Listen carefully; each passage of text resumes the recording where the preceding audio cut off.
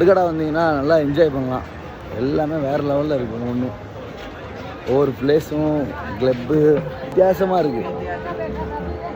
நாளைக்கு பகலில் வரேன், பகலில் வந்து உங்களுக்கு காட்டுறேன்.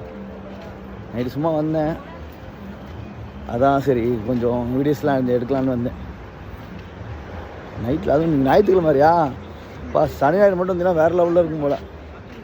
பாருங்கள் எப்படி இருக்காங்க பாருங்கள்.